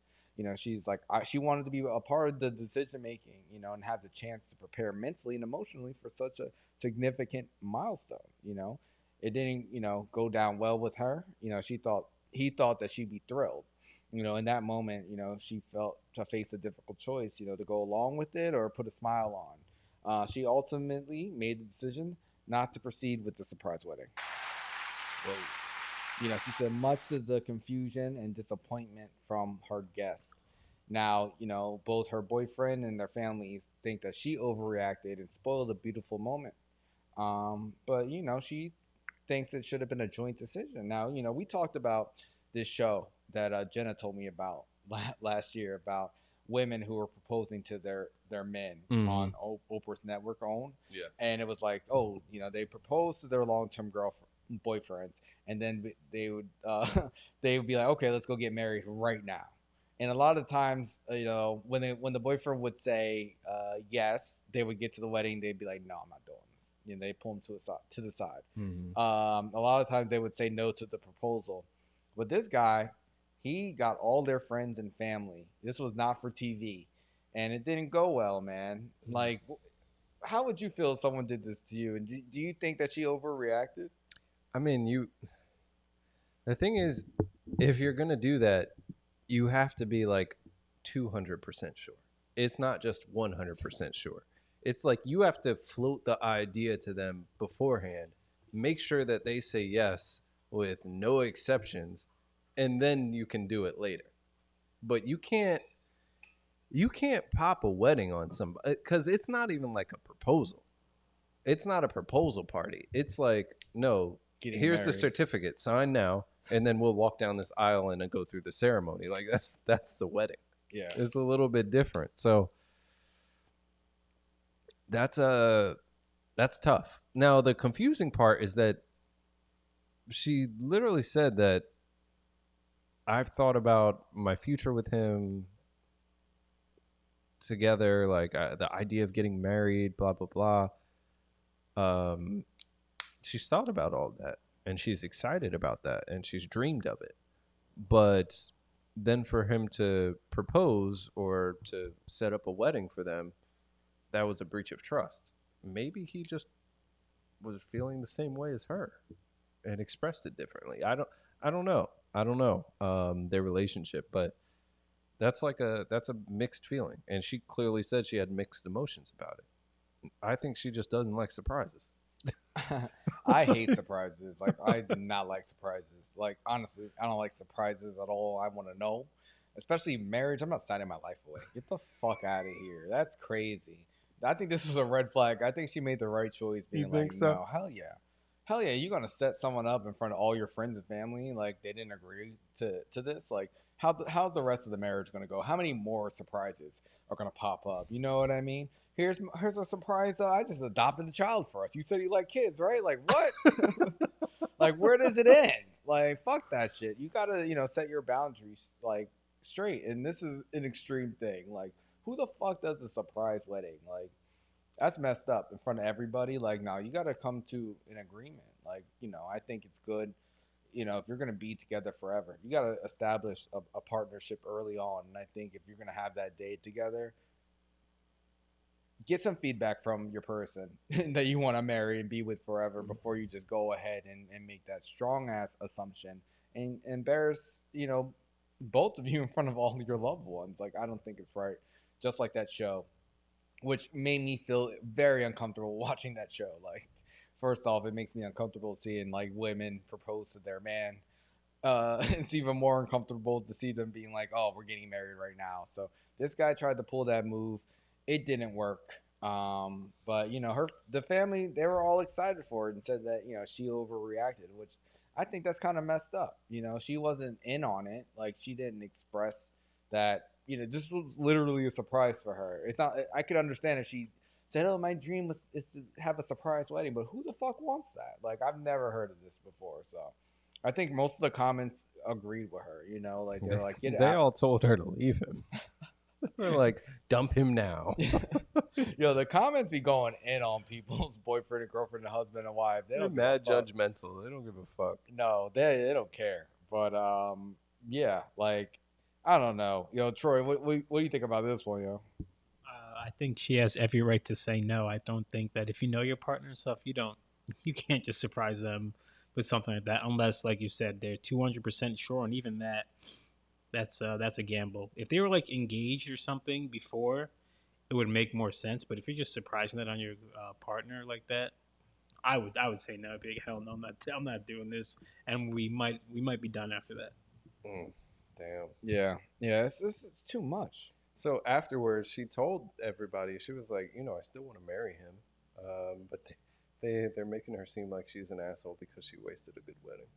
Damn. I mean, I understand that point of view, but you can't force someone to do something like that. That's crazy. You can't not do the that. wedding, No. not the because it's like the engagement. I think that should be a surprise, or it can be a surprise. But the wedding itself, that's a lot. You skipped a step, buddy. Yeah. Go back to jail. Yeah. Yo, so we have another article that, this one woman, this actress, Shannon Woodward, she asked over her 200K followers, what's the worst way you ever got dumped? And she got, like over 50 million views from that tweet. And, a lot of people, they shared their stories. One of the worst replies read, I had just turned 20, and a few days later, my mom had a heart attack. A week later, on December 26th, we took her off life support. My girlfriend decided she couldn't handle the sadness and grief I was experiencing and broke up with me at the hospital. Damn. Someone said, I totaled my car on the way home from a really bad day at work. My girlfriend met me at the accident site. Then I got a call from work firing me, and my girlfriend broke up with me right on the side of the road. That's got to be the worst. LOL. Yeah, that's dealing with car trouble. That's never a fun time. Oh my god, yo. Another person said, years ago, I found out the guy I'd been spending 4 or 5 nights a week for about 4.5 months going on dinner and movie dates he paid for and sleeping with. We were never dating. We were just hanging out that whole time. Was she dating me? I don't know.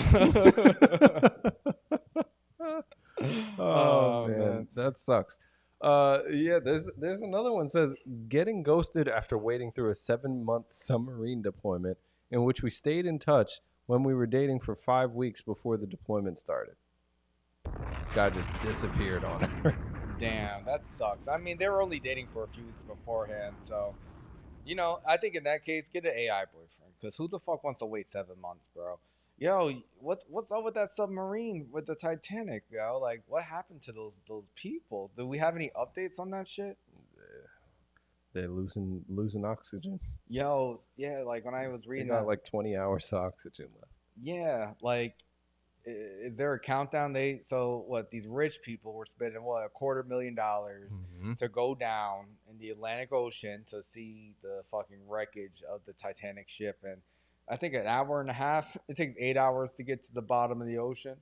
In an hour and a half, they lost any communication with anyone above. So they sent out a rescue team, and they haven't found them since. And I think it was supposed to be like an 8-day trip, and yeah, it's the countdown for them to lose oxygen. Like, I don't know what it is, but the wreckage is like 2.5 miles below the surface.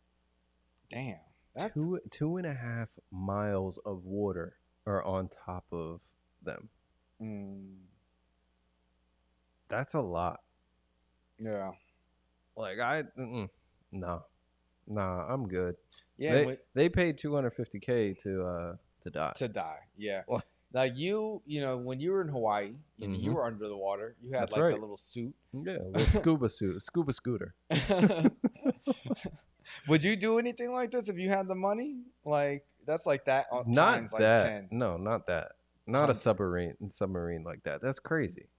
Yeah. Like I want to go see like coral and fish and stuff. Like they're literally in that submarine and they just see darkness. Like past a certain depth of like a few hundred meters, you don't see shit in the water except dark. So that's going to be a really tough way to go. The submarine is very small. It's only like 20 feet long. There's 5 people in there, confined space. they have to use the bathroom on like those things that you have in like the hospital when you're bedridden, like a bedpan. And rest in peace. Yeah, they're not dead yet. All right. Here's the weird thing. People don't talk about the fact that when you're scared and like worried about what's going to happen to you, you use more oxygen. And when you're talking and trying to figure out, oh, what are we going to do? Like we're lost, but all of that uses more oxygen. So yeah, sure. They had a budget of 96 hours of oxygen. They're burning through that shit. We don't know. We don't know anything. We lost communication. We don't know, but I'm telling you, dude, they are burning through that oxygen. They're gonna find that submarine the same place they found the Malaysian flight whatever number. Never. Exactly. That's what I'm trying to tell you. Like they're not finding it. Yeah, honestly, like I would never do no shit like this. Rich people, they just got a death wish, you know. Like they want to go to space. They want to go in the ocean. They want to do everything except help the poor. Shout out to Cornel West for president. Yeah, I don't know. I just heard about this. Like, actually, I saw on the list, and I was like, what the hell? Like, these rich people, you know, they weren't even supposed to go out this year. They have 2 more trips scheduled for next year. Do you think that they're gonna have more people spend that money to go after this, or you think that this is gonna dead this excursion? That company is gonna be going bankrupt. Yeah, they might get sued. I mean, they're definitely a couple getting billionaires down there, right?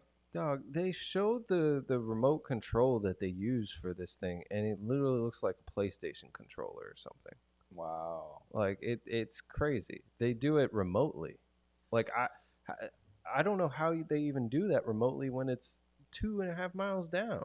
You think they ran out of batteries? Oh, it's not funny. It's not. It's fucked not. up. You know, prayers to them. I hope they survive. They've been running these expeditions since 2021. Oh shit! Damn. Pandemic shit, yo. Pandemic brought a whole bunch of stuff into light. Bro, I didn't even like the movie Titanic. I'm not fucking spending 8 days in a little shit for that shit. I like that movie. No, like I love James Cameron, but that is not my movie. Troy, did you like the Titanic movie? Yeah, I did. I like Titanic a lot. It's very entertaining. Yeah, it's long as shit. Like I remember as kids, like we would have it was like 2 VHSs, and Jenna would just watch the second VHS and watch the Titanic sink. Like she didn't watch the first part, which I'm like, okay, she likes the disaster part of it. But hey, listen to this. This is what the British businessman who like took the group of tourists or whatever on the trip. He posted on Saturday saying, due to the worst winter in Newfoundland in 40 years, this mission is likely to be the first and only manned mission to the Titanic in 2023. A weather window has just opened up, and we are going to attempt a dive tomorrow.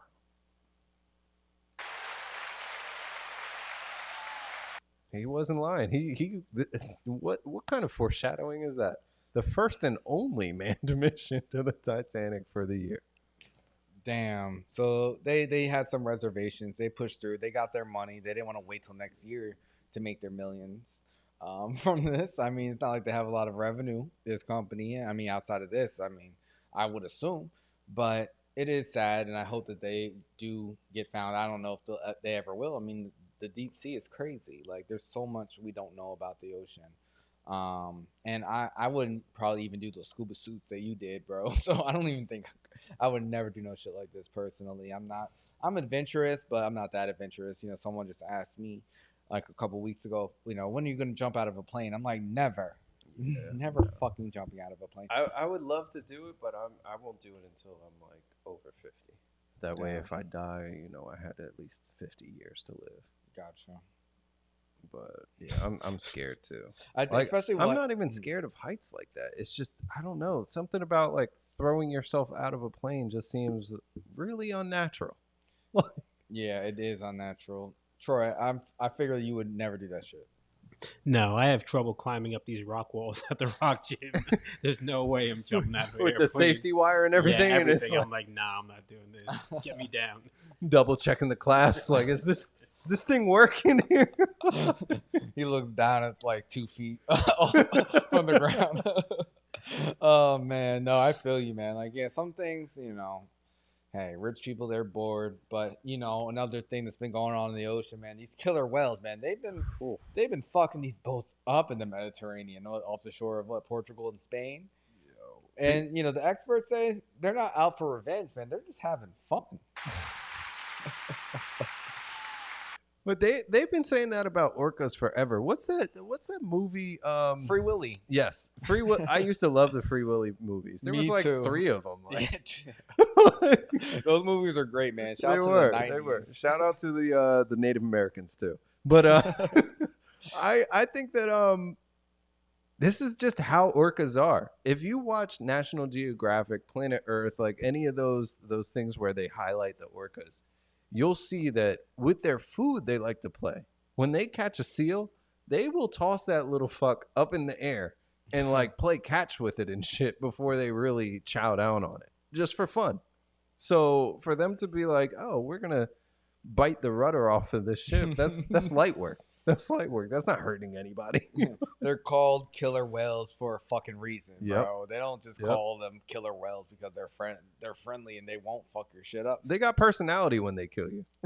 They're intelligent animals. We don't even know how smart they are, honestly. Mm-hmm. And seems like they've been more aggressive because people say, the experts are saying, like, they're like, when the boats like move faster, that they find it more thrilling and fun. Like, they find it more challenging. They say you should just stop your boat and just be still because they won't find it as fun. But they actually are adrenaline junkies, and they like to chase. Yeah, I mean, they say the same thing about sharks too. That's why they tell you better stop splashing if there's sharks near you, because the second they see that splashing and feel it in the water, the vibrations and stuff, they're like, oh snap, this thing is trying to get away. The chase begins. Like, but sharks are different. They want to eat you. oh yeah, they don't have the same type of intelligence at all. Yeah. No, sharks just know one thing: One-dimensional. eat and destroy. Yeah. Whales are way more, community oriented. They communicate like dolphins too. They're highly intelligent. Yeah. They operate in what do they call them? Pods. They travel in like a group as a family and stuff. Whereas sharks, it's like, nah. Yeah, sharks have been the same since like dinosaurs, like So, but hey, man, I'm not getting on a boat out there any fucking time soon, man. Could you imagine like being on a boat and having these fucking whales? These just an orca whales rams into your yacht, like. Imagine that. These rich people problems are. It's next different. level. It's different. It's different. Shit, yeah. Y'all better stay your ass home. Yeah. Keep stacking your money. Shout out to the orcas out there, protecting their water. You can't go into someone else's territory and expect it to be all good. You know, like they're gonna play around with your shit. Like, we're not built for the water. But this is probably just effects of a bigger issue when it comes to the way that we've taken over the waterways, taken their food, all types of things with how we've really polluted in the ocean and all that kind of stuff. Like, they probably are getting more aggressive. It's just like how in Jersey there's the whole East Coast, there's a crazy overpopulation of deer. Now, deer aren't aggressive, but they will go in your backyard. When we were at the graduation party on Saturday, there was a buck. Literally, this dude jumped over the fence to go into the yard, and we had like 25 people in the yard just having a good time, chilling, cooking, and he was maybe 30 feet away, jumped over the fence and just eating grass. He didn't care that we were there. He was just chilling out, and then went over to somebody else, jumped the fence again, and went in somebody else's yard. Well, I will say this is very different because orcas are an endangered species where we're overrun with deer. But think about bears, how bears have been more frequent to show up in North Jersey and things like that, and creep into people's property. Raccoons, all these different animals, we're taking their territory. They got to go somewhere. Yeah, nature calls, I would be terrified if I'm on a fucking yacht, enjoying my champagne and fucking 5 giant orcas just come Free Willy and just bust my shit up just for fun. But shout out to the orcas, bringing balance to the world. That's right. Yeah, I think that's one last topic. Twitter was pitting two of our favorite comedy legends against each other, Chris Tucker and Martin Lawrence in a movie versus. Now I know you're a big fan of both these gentlemen. You love Bad Boys. They're actually making a Bad Boys 4. They won't stop. Can't stop, won't stop. But I never thought to pit those two against each other personally. But who do you think has the better catalog, Martin Lawrence or Chris Tucker?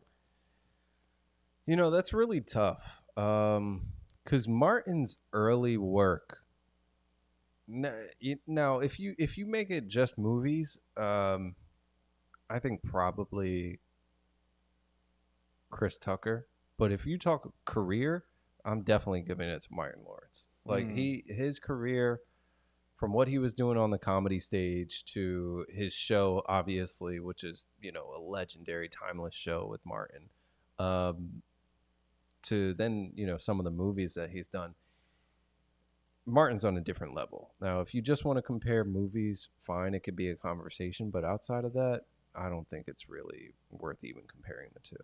Yeah, the conversation was about their movies specifically. Yeah. It was like the verses with their movies, which, Martin has more movies, but he has a lot more movies I don't care about. I never liked Big Mama's House. I know, Big Mama's House. It's like it's like the prequel to Medea. Like it's. I like Blue Streak. Blue Streak is pretty funny. Bad Boys 1 and 2 are good.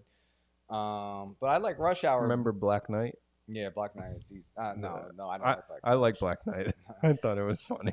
Yeah, I'm not into Black Knight, but I feel like Rush Hour versus Bad Boys is a better conversation. Mm-hmm. Where I think Rush Hour is much better, personally. Mm-hmm. Troy, what do you think, man? Yeah, Rush Hour. I'm definitely a Rush Hour guy. I'm voting Chris Tucker. Nothing against Martin. I love Martin. I love him in life. He's great. He's a legend. But if that can only live with one of them, pause. Chris Tucker. Yeah. Plus, the Friday series I think is what puts it over the top with Chris Tucker. But he's only in one movie. No, I thought he was in both of them. No. He's in the first one and the one in 2000. What was it called? No, he's not, man. He's not. Oh, you're right. Okay. I think Rush Hour 1 and 2 are great. Rush Hour 3, it's whatever, but it's way better than Bad Boys 3. And they're making a fucking Bad Boys 4, and they might be making a Rush Hour 4, which I think they should just stop. Just let things be. Let things be. Oh, was Chris Tucker and Jackie Brown too? Yeah, he got killed by Sam Jackson. Oh, that's a great movie. He was only in it for a little bit. He didn't have a big role, but shout out to Chris Tucker. He was on Epstein's plane. Dang, if he's only in one Friday movie, I don't know. He was in Fifth Element. Yeah. Have you watched that new Jordan movie? Nah. He's in that too. Oh yeah. Jenna was telling us about that. She said it was pretty good. Have you seen it? Watched it? No, not yet. I need to watch that one. Yeah. I'm like worried that it's gonna suck. That's why I haven't watched it. She said it was good. She said it was like 90 minutes, pretty quick. Okay. Matt Damon, Ben Affleck. Not too bad. Yeah, Some stars. J-Lo and Ben, they're still going strong. She shared some pictures of him shirtless for Father's Day. I did see that. Yeah. Good for her. Do you think they're gonna last? Because I think you were questioning it. Yeah, you were hating. You were just hating. Yeah, I was hating. I didn't even think they would make it to the marriage, of course. But I mean, they might. Who knows? Yeah. God is dope. God is dope. They went and got married. That's right. Prayers to them. Prayers to the people lost in the submarine. Prayers to Ice Spice. We love you. Celebrating 4th of July with Ice Spice flag. I'm going to be parading that around all around in a couple weeks. Just be prepared. That's the only flag I salute. We're going to be away for a couple of weeks. We'll be back on July 12th. We'll be hitting the streets. Mm-hmm. Make sure you guys like and follow all of our videos. We're going to be posting every day throughout the break. We're going to get more interactive too when we return. We're going to have people start calling in, getting more feedback, not just only on the streets, but, during the actual live stream. Yeah, that'll be really fun. And make sure you subscribe, follow all platforms. We out here. And we're going to see you again soon. Yeah, man. Summertime. It's cancer season. I know you guys both have some birthdays to celebrate before we come back. So That's right. we definitely gonna have a lot to talk about. You guys want to get some shout outs beforehand, or you gonna wait till we get back? I don't know. You gonna wait? No, I'll give one real quickly. Shout out to Nat. She's going to be turning 30 in July. I'm looking forward to the party and the turn up and celebration. So happy early birthday to Nat. Yeah, it's cancer season. Yeah. I'll save my shout out after. I don't want to step on any toes or anything, so I'll save it for after. Got you. Got you. Well, we got big plans ahead, everybody. You know, we got some birthdays to celebrate. We gonna celebrate, 4th of July. We got a day off. You know, I'm gonna celebrate Ice Spice every day. Celebrate my dad's retirement. You know, shout out to you again, Dad. You know, Yeah. happy retirement. Can't wait to Mhm. celebrate this weekend. Spend some more family time. Hopefully, we get to hit up the beach in the next couple of weeks, guys. Haven't been yet this year in Jersey. You know, I was on an island a couple weeks ago, but it's different when you're home. Yeah. You know, but yeah, make sure you guys tune in a couple weeks. You know, like, subscribe, follow us on Spotify and Google Podcasts, and subscribe to YouTube. And we'll be back. You know, we on the summer schedule. You know, we hitting the streets, and we're gonna keep growing. We got to have a good time too. We got to have a good time too. We got concerts coming up. We got Oof. trips coming up. Oof. It's going to be fun. It's going to be really fun. Living our best lives. Yeah, all kinds of things. Hell yeah, we celebrate life, and yeah, we'll be back with more stories. You know, we gotta live life, so we got more content. So, hopefully, everyone stays safe in the meantime, and yeah, we'll be back in 2 weeks. Catch you soon. Peace.